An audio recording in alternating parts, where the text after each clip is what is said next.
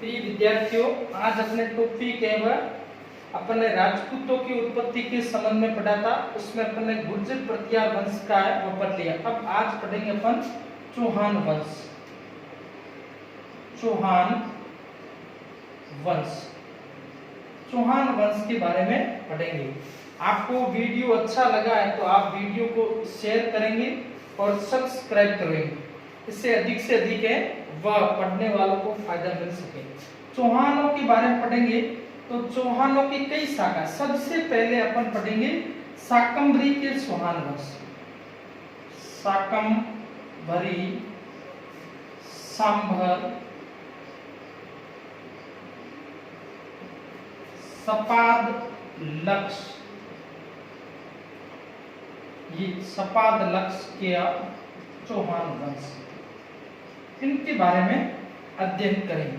इससे पूर्व अपन ये देखते हैं कि चौहानों की उत्पत्ति, जैसे अपन ने पढ़ा अग्निकुंडीय सिद्धांत है और चंद्रवर्दी के द्वारा दिया गया था। उस सिद्धांत से कितने चार वंश, कितने वंश थे? चार वंश थे। उसमें गुर्जर प्रतिहार, गुर्जर प्रतिहार, दूसरा चौहान वंश, तीसरा चालुक्य वंश और चौथा वह परमार वंश। कितने थे? चार वंश। उसमें अपन देखते हैं चौहान वंश, ये इसमें सम्मिलित। अब अपन है चौहानों की जो उत्पत्ति है वह कैसे होती, इनके बारे में कहाँ जानकारी, तो वो अपन देखते हैं चौहानों की उत्पत्ति के बारे में। तो अपन देखते हैं चौहानों के बारे में मत। नंबर 1, चौहान अग्निकुंड से उत्पन्न थे। अग्निकुंड से उत्पन्न चौहान है वह अग्निकुंडीय सिद्धांत उससे संबंधित। तो उसमें अपन देखते हैं तो किसका नाम आएगा? ग्रंथ है पृथ्वीराज रासो, इसमें ऐसा कहा गया। दूसरा कौन कहता है? नैन्सी, ऐसा कहता है। और तीसरा है सूर्यमल मिश्रण। ये इस सिद्धांत का, ये पृथ्वीराज रासो में जो सिद्धांत दिया गया उसकी ये पुष्टि है। ये चौहानों के बारे में। दूसरा अपन है चौहान है वह सूर्यवंशी थे। सूर्यवंशी थी, ऐसा है। हमीर महाकाव्य में ऐसा कहा गया। हमीर महाकाव्य चौहान क्या थे? सूर्यवंशी। उसके बाद में हमीर रासो के अनुसार चौहान क्या थे? सूर्यवंशी थे। और तीसरा है पृथ्वीराज विजय, पृथ्वीराज विजय, इसमें भी ये माना है। और चौथा है वह सूर्जन चरित्र। ये जो ग्रंथ है उसमें ऐसा माना जाता है कि चौहान क्या थे? सूर्यवंशी थे। अब उसमें देखते हमीर महाकाव्य, नयन चंद्र सूर्य का है। हमीर रासो जोधराज, ये है जयानक और ये है चंद्रशेखर। इन ग्रंथों में क्या माना गया है? इन ग्रंथों में ये माना गया है कि चौहान क्या थे? सूर्यवंशी थे। पृथ्वी, ये किसका है? चंद्रवर्दी। नैन्सी, खुद नैन्सी की ख्यात लिखी सूर्यमल मिश्रण वंश भास्कर वीर सत से ग्रंथ लिखे, तो इसमें माना जाता। अब उसके बाद में अपन देखते हैं कि एक कौन सा है? अभिलेख है जो है बेदला अभिलेख। इसमें चौहानों को क्या कहा गया है? सूर्यवंश। और इतिहासकार है गौरी शंकर हीराचंद ओझा, ये क्या मानते हैं? सूर्यवंशी मानते। तो ये दूसरा है। प्रश्न अपन को पूछ सकते हैं निम्न में से कौन सा ग्रंथ है वह चौहानों को सूर्यवंशी मानता है या नहीं मानता, ऐसा पूछ सकते हैं। अब अपन आगे देखते हैं तीसरा जो है सूर्यवंशी के बाद में चौहानों के संबंध में जो प्रमुख रूप से कहा गया उसके बारे में देखते हैं। तो वो ये है कि इनको क्या मानते हैं,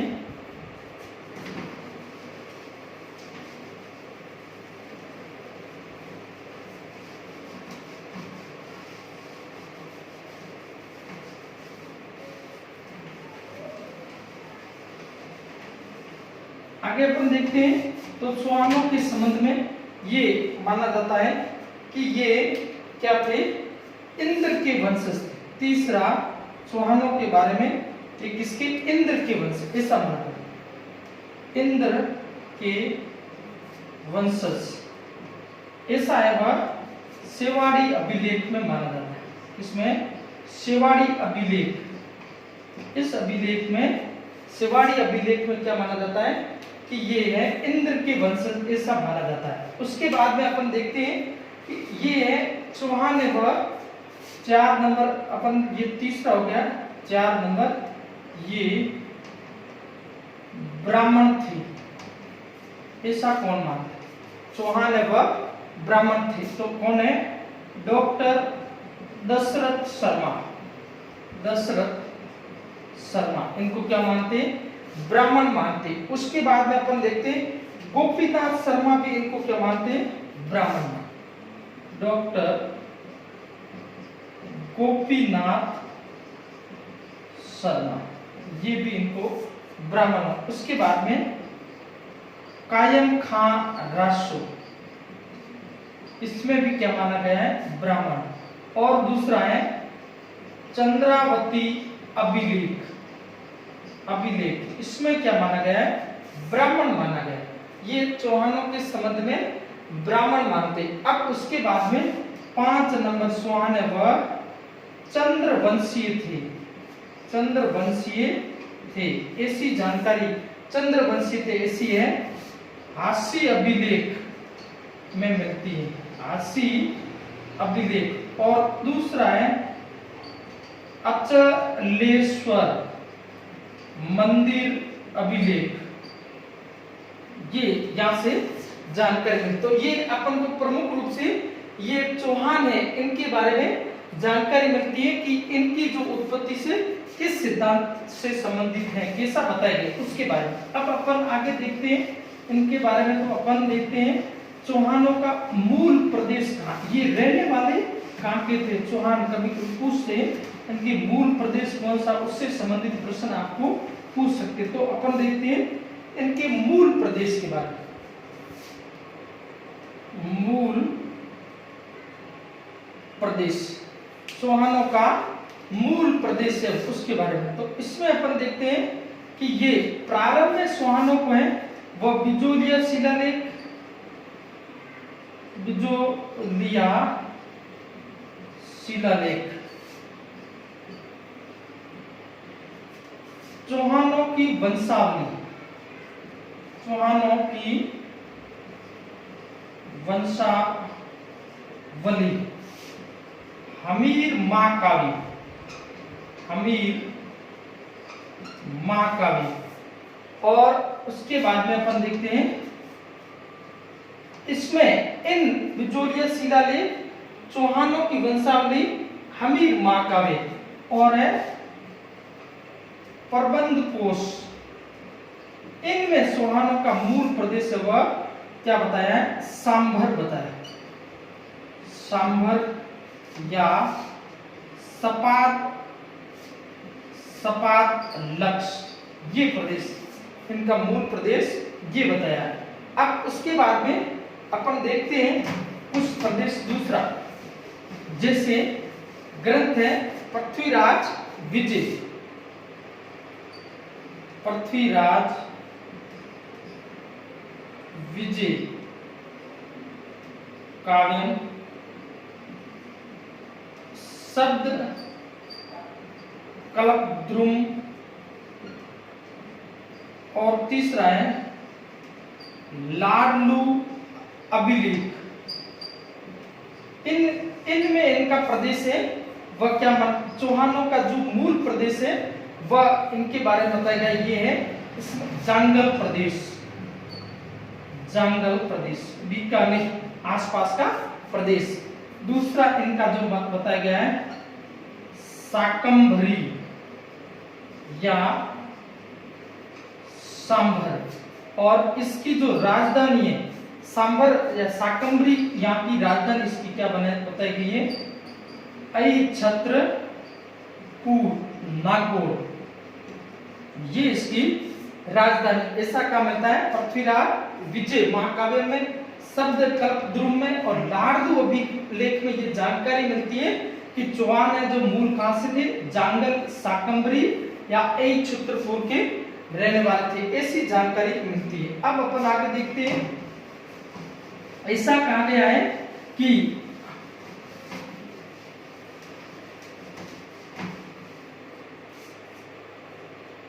हर्षनाथ अभिलेख में चौहानों का मूल स्थान अनंत प्रदेश बताया। क्या बताया है अनंत प्रदेश, और यहाँ अनंत प्रदेश किसको कहा गया है सीकर को कहा गया है। तो ये हर्ष अभिलेख में इनका जो मूल स्थान है वह क्या बताया गया है अनंत प्रदेश सीकर। और उसके बाद में और ग्रंथ हैं उसमें अपन जानकारी मिलती है, जैसे हमीर महाकाव्य तथा सूर्जन चरित्र, इनके अनुसार चौहानों का मूल प्रदेश वो क्या था पुष्कर था, पुष्कर के रहने वाले थे, ऐसी जानकारी मिलती। तो इससे स्पष्ट होता है कि चौहानों का जो प्रदेश है वह जांगल प्रदेश, पुष्कर और वहां से कहां तक था सांभर तक था, इससे फैला हुआ ये प्रदेश था। ये आपके जांगल आ गया, जिसमें इनकी राजधानी ये नागौर अहिछत्रपुर आ गई, ये सांभर आ गया और ये कहा गया अजमेर पुष्कर। तो इस प्रकार ये फैला हुआ प्रदेश है चौहानों का साम्राज्य यहाँ पर था। अब अपन देखते हैं इस वंश की स्थापना वह किसके द्वारा की गई, उसके बारे में देखते हैं।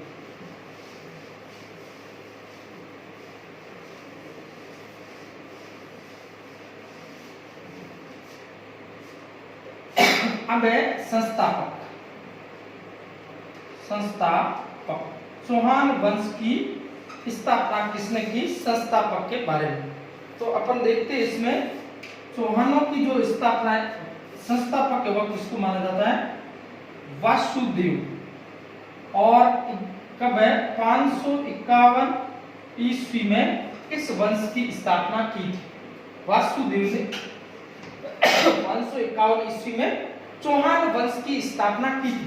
अब ये वासुदेव है, इनके बारे में ऐसी जानकारी मिलती है कि ये कहां से इन्होंने जो कौन से चौहान वंश सपाद लक्ष या शाकंभरी, यहाँ पर प्रारंभिक चौहान वंश जो चौहानों की राजधानी थी, क्षेत्र कौन सा था सपाद लक्ष, और राजधानी का नाम क्या था अहिछत्रपुर।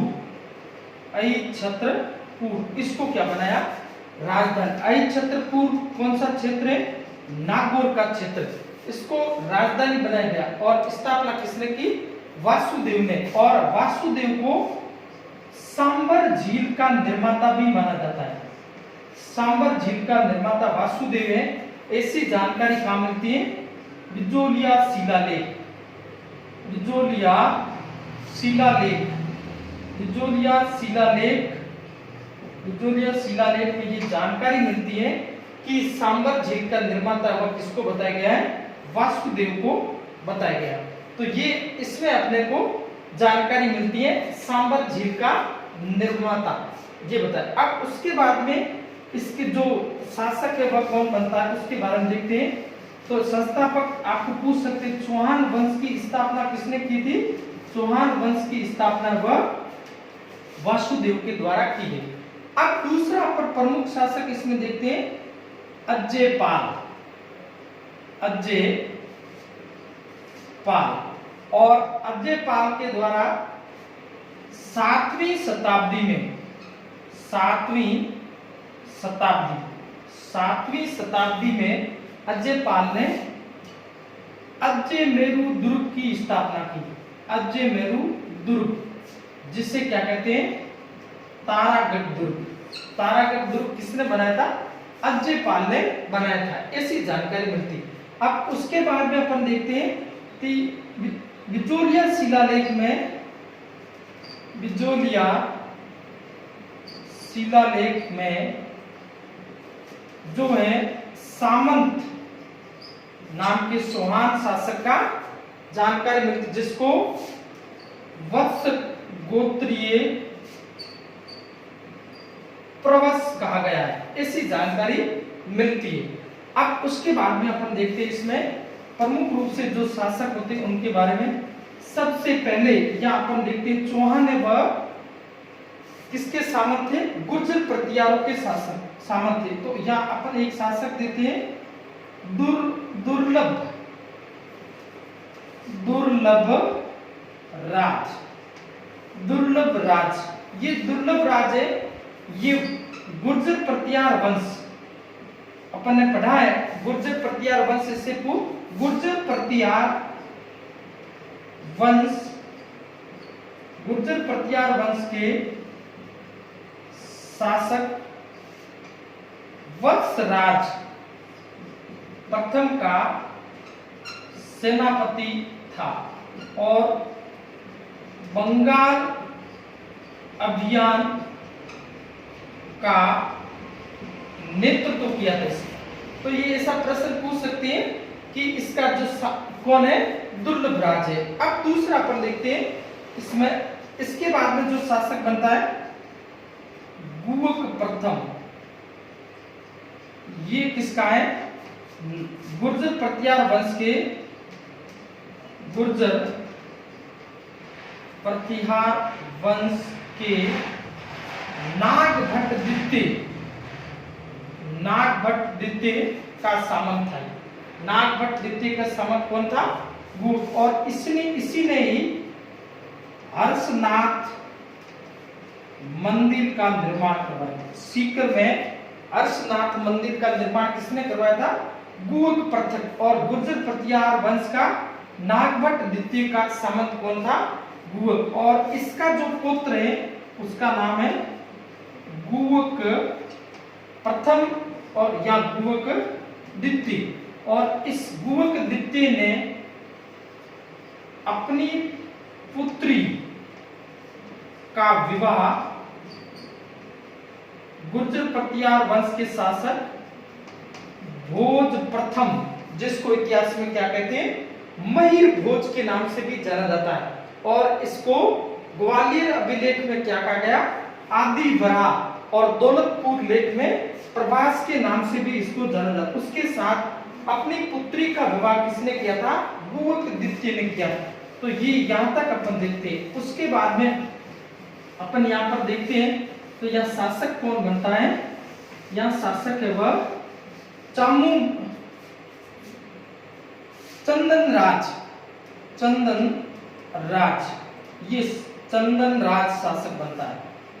और इसकी जो है पत्नी, उसका नाम है रुद्राणी। चंदन राज की पत्नी का नाम रुद्राणी। और इसको आत्म प्रभा भी कहा जाता है। और ये यौगिक क्रियाओं में निपुण थी।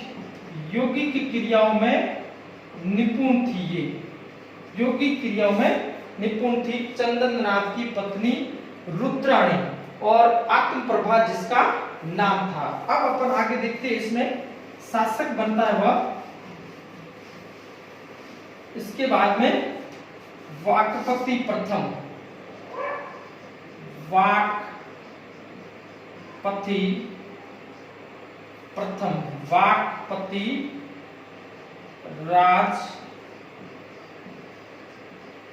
प्रथम, ये सबसे पहला जो चौहान वंश का शासक है जिसने कौन सी उपाधि धारण की थी? महाराजा की उपाधि धारण की थी। इससे पूर्व जितने भी शासक थे वह किसके अधीन थे? गुर्जर प्रतिहार वंश के अधीन थे। और दूसरा इससे बाद में शासक बनता है सिंहराज या सिद्धराज।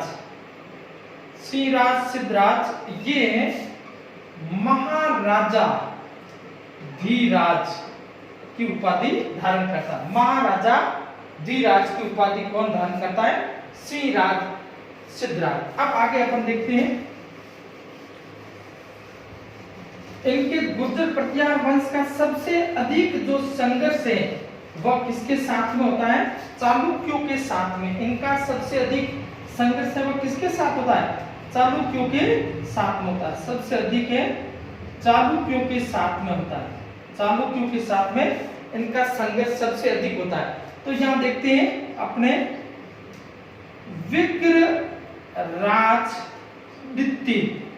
विग्रहराज द्वितीय ने सबसे पहले चालुक्यों को पराजित किया था और चालुक्य शासक था मूलराज प्रथम।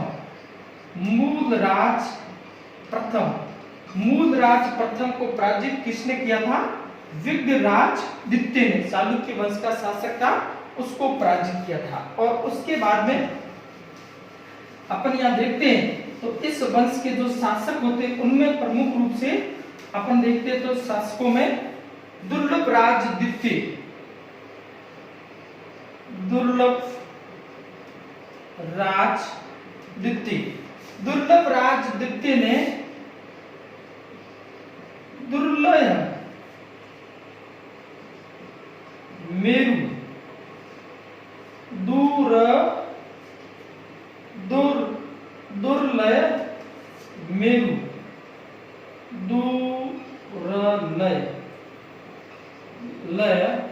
मेरु जिसकी आज्ञा का कोई उल्लंघन न करे, ऐसी उपाधि। जिसकी आज्ञा का उल्लंघन न करे, ऐसी उपाधि धारण किसने की थी? दुर्लभराज ने ऐसी उपाधि शकील ने धारण की थी। और उसके बाद में जो शासक है वह गोविंद राज तृतीय शासक बनता है। गोविंद राज तृतीय। और इसने वेरी गट शत्रुओं को नष्ट करने वाला, शत्रुओं को नष्ट करने वाला ऐसी उपाधि वह धारण की थी। और उसके बाद में शासक बनता है यहां वाकपति राज द्वितीय। और वाकपति राज द्वितीय वह गुहिल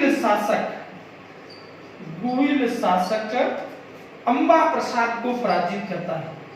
अंबा प्रसाद को पराजित करता है। तो गुहिल शासक अंबा प्रसाद को कौन पराजित करता है? वाकपति द्वितीय। और उसके बाद में शासक बनता है दुर्लभ राज तृतीय, ये शासक बनता है। और उसके बाद में विग्रहराज तृतीय। और उसके बाद में शासक बनेगा पृथ्वीराज प्रथम। तो ये प्रमुख रूप से छोटे छोटे जो शासक है। कभी कभी ऐसा प्रश्न है निम्न को क्रम से लिखिए, ऐसा निम्न में से कौन सा शासक नहीं, ऐसा प्रश्न आपको पूछ सकते हैं। तो वो इसमें अपन देखते हैं। तो इसमें इसके बाद में जो शासक बनेगा उसका नाम है पृथ्वीराज प्रथम। और पृथ्वीराज प्रथम के द्वारा 1105 में पुष्कर में चालुक्यों की हत्या की गई। कई चालुक्य थे, उनको जो है 1105 में, और ये ब्राह्मणों को लूटने के लिए आए थे। चालुक्यों ने क्या किया? चालुक्य वह ब्राह्मणों को लूटने के लिए आए थे। इसलिए पृथ्वीराज प्रथम ने 1105 में पुष्कर में कई चालुक्यों की हत्या कर दी थी। और उसके बाद में पृथ्वीराज के बाद में शासक बनता है उसका नाम है अज्यराज। अज्यराज शासक बनता है, अज्यराज। और अज्यराज जो शासक रहता है वह 1113 से 1133 ये जो है राज्य सांबर से अजमेर लाता है राजधानी। कहाँ लाता है? सांबर से अपनी राजधानी को स्थानांतरित अजमेर करने वाला शासक का नाम क्या है? अज्यराज है। और उसके बाद में अज्यराज के द्वारा चांदी के सिक्के सराए जाते हैं। सिक्कों के बारे में जानकारी मिलती जिस पर लिखा हुआ है अज्यद्रुम। और दूसरी तरफ इसकी रानी का नाम है वह क्या है? सोमलवती मिलता है, सोमलवती।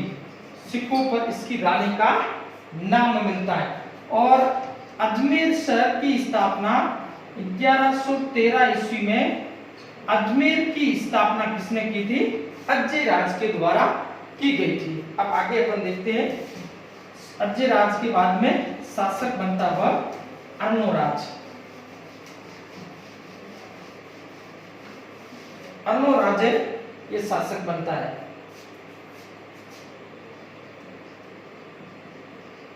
अर्णोराज 1133 से 1155 तक रहता है। अर्णोराज के द्वारा अन्ना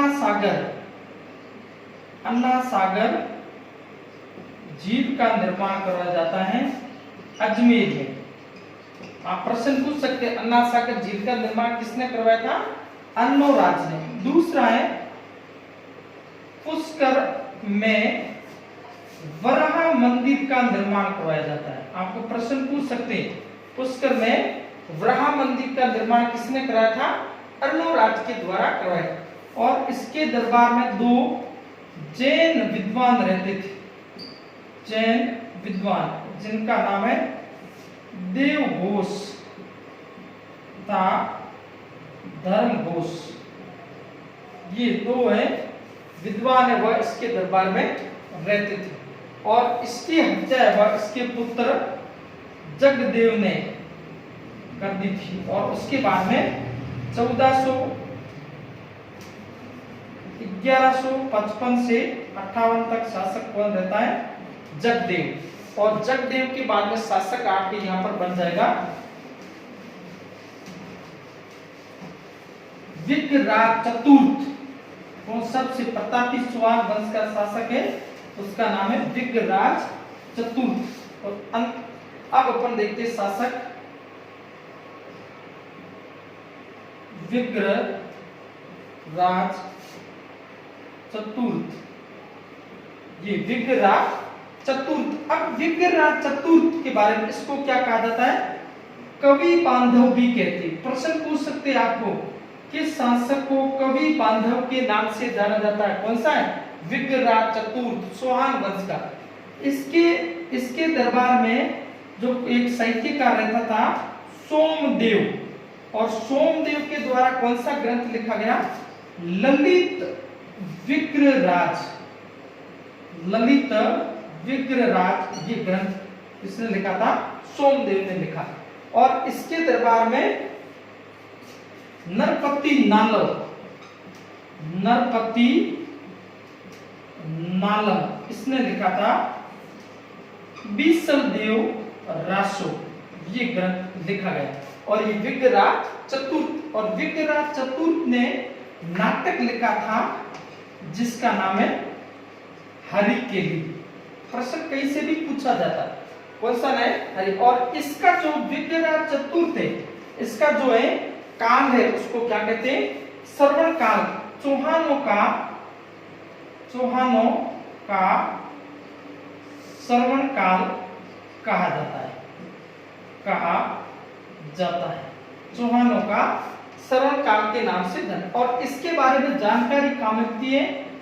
दिल्ली शिवालिक लेख से। और विग्रहराज चतुर्थ ने अजमेर में अजमेर में संस्कृत पाठशाला की स्थापना की।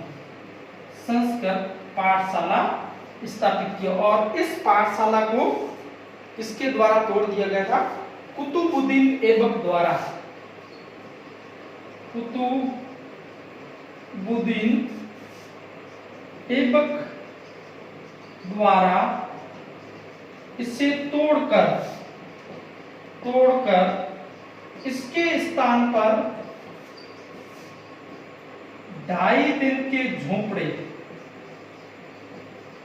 2.5 दिन के झोपड़े का निर्माण करवाया।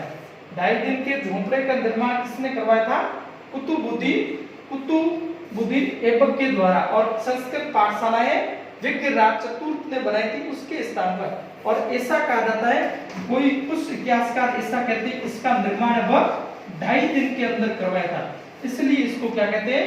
2.5 दिन का झोपड़ा। परंतु यहाँ पंजाब शाह का उर्स, पंजाब शाह का 2.5 दिन का उर्स लगता है, इसलिए ये 2.5 दिन का झोपड़ा कहा जाता है। ऐसा भी कहा जाता है कि 2.5 दिन में इसका निर्माण करवाया गया था।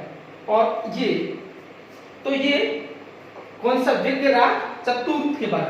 उसके बाद में शासक यहाँ बनेगा अपर गांगेय, उसके बाद में पृथ्वीराज द्वितीय और उसके बाद में सोमेश्वर। और इन्हीं के समय 1170 में बिजोलिया शिलालेख लिखा गया। बिजोलिया शिलालेख इसको लिखा गया था और इसको किसने लिखा था? गुणभद्र ने लिखा था। ये जानकारी मिलती है। और इसके बाद में अपन देखते हैं शासक कौन बन जाता है? पृथ्वीराज चौहान तृतीय शासक बनता है। पृथ्वीराज चौहान तृतीय शासक बन जाता है। उनके बारे में देख, पृथ्वीराज चौहान तृतीय के बारे में देखते हैं। पृथ्वीराज चौहान तृतीय शासक बनता है। पृथ्वीराज चौहान तीसरा था, तृतीय। करण से पूछते कभी कभी शासकों, तो ये ध्यान रखना। आप अपन देखते हैं पृथ्वीराज चौहान तृतीय जन्म माना जाता है 1166 ईस्वी में जन्म माना जाता है। पिता का नाम सोमेश्वर, ये इनके पिता का नाम था। और माता का नाम कर्पूर देवी, ये पृथ्वीराज चौहान तृतीय की माता थी। और ये 11 वर्ष की आयु में 1177 में शासक बन गए थे। और छोटी अवस्था में शासक बनने के बाद में इनके शासन का प्रमुख रूप से इनके शासन का नेतृत्व किया हुआ है इनके मंत्री कदमबास या केमास के द्वारा। और दूसरा है भुवनमल, इन्होंने साथ दिया। ये सेनापति था और ये मंत्री था। इनकी बदौलत है पृथ्वीराज चौहान जो शासन शुरुआत की थी। और अब उसके बाद में पृथ्वीराज चौहान ने उनको कई संघर्षों का सामना करना पड़ता है। उसमें अपन देखते हैं, पहला है उनका नागार्जुन जो अपर गांगेय का पुत्र था, नागार्जुन से संघर्ष करना पड़ता। दूसरा है भंडानक जातियों से संघर्ष। और तीसरा है चालुक्यों से संघर्ष। ये इनके साथ में संघर्ष होता है। चौथा प्रमुख रूप से यहाँ शासक होता है चंदेल चंदेलों से संघर्ष। और यहाँ अपन चंदेलों से संघर्ष में प्रमुख रूप से जो युद्ध है उनके बारे में देखते हैं। तो कौन सा युद्ध है?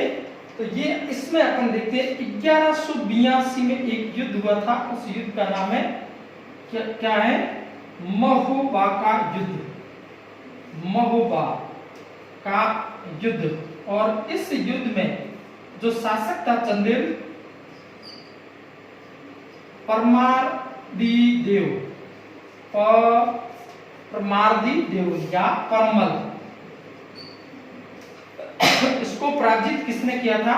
पृथ्वीराज चौहान तृतीय ने। पृथ्वीराज चौहान तृतीय इन्होंने पराजित कर दिया था। और इसके दो सेनापति थे, उनका नाम थे आहला व उदल। सेनापति के बारे में पूछ सकते हैं किसके सेनापति थे? ये परमारदी देव के चंदेल शासक था परमारदी देव। महोबा के युद्ध में पराजित हुआ और आला और उदल लड़ते हुए वीर गति को प्राप्त होते हैं। और एक ग्रंथ लिखा जाता है आला खंड। ये किसके द्वारा लिखा जाएगा? जगनिक के द्वारा लिखा जाएगा। तो ये आपके यहाँ पर। और उसके बाद में संघर्ष वह किससे होता है? जयचंद गेड़वाल, कनौज का शासक उस समय होता है जयचंद गढ़वाल। और इस संघर्ष का कारण है पृथ्वीराज रासो में चंद्रबरदई अपने ग्रंथ पृथ्वीराज रासो में संयोगिता को बताता है, संयोगिता कथा का वर्णन कहता है। परंतु कुछ इतिहासकार है वह दोनों आपस में दिल्ली को लेकर संघर्ष हुआ था। अपनी जो सत्ता स्थापित करने के लिए इनके मध्य संघर्ष होता है। और अंतिम रूप से इसमें जो जयचंद गेड़वाल है वह इसमें पराजित हो जाता है और पृथ्वीराज। और उसके बाद में इनका संघर्ष होता है वह किसके साथ में होता है? मोहम्मद गोरी के साथ में। मोहम्मद गोरी। कितने युद्ध होते हैं? 2 युद्ध होते हैं उनके साथ। कई युद्ध होते हैं, कई युद्धों में विजित, परंतु निर्णायक कौन से 2 युद्ध? एक नंबर तराइन का प्रथम युद्ध, ये 1191 ईस्वी में। कौन सा युद्ध होता है? तराइन का प्रथम युद्ध होता है। और इस युद्ध में विजित कौन होता है? पृथ्वीराज तृतीय, ये विजित हो जाता है। और इसमें ऐसा कहा जाता है पृथ्वीराज तृतीय का सेनापति था गोविंदराज। इसके भाले से गोरी घायल होता है। गोविंदराज इसके पुत्र का नाम भी था। वह बाद में जो रणथंबोर की चौहान वंश की स्थापना करता है। अब इसमें जीत जाता है। उसके बाद में ये दूसरा युद्ध है वह 1192 में तराइन का द्वितीय युद्ध। और इस युद्ध में पृथ्वीराज चौहान तृतीय वह मारा जाता है। और जीत सा कौन से? मोहम्मद गोरी। और भारत में मुस्लिम साम्राज्य की स्थापना हो जाती है। इसके बाद में ऐसा कहा जाता है कि पृथ्वीराज रासो ये कहता है कि इसमें युद्ध में विजित करने के बाद में पृथ्वीराज रासो के अनुसार पृथ्वीराज को कहां ले जाया गया? गजनी ले जाया गया। और उसके बाद में मिनहाज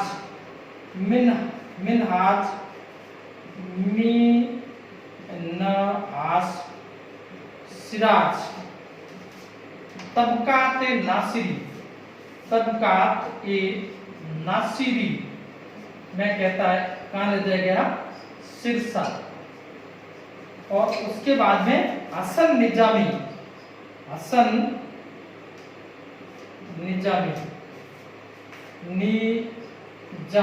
इनके अनुसार है इनको बंदी बनाकर अजमेर ले जाएगा। और उसके बाद में इसके पुत्र गोविंदराज ने कुछ समय के लिए गोरी के अधीन शासक किया था। उसके बाद में इसके चाचा हरिराज ने विद्रोह कर दिया। और उसके बाद में ये कहां चला गया?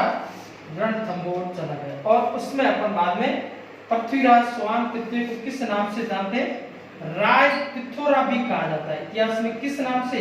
राय पिथौरा के नाम से भी प्रसिद्ध। तो ये अपने चौहान पढ़ेंगे। इसके बाद में अपन कल है अपन राजनीति विज्ञान के बारे में पढ़ेंगे। ये यहाँ तक अपने आप चौहानों के बारे में, तो इसमें कई प्रकार के प्रश्न आपको पूछे जाते हैं, वो आपको याद, और अपने चैनल को आपको सब्सक्राइब करना है, इतना ही।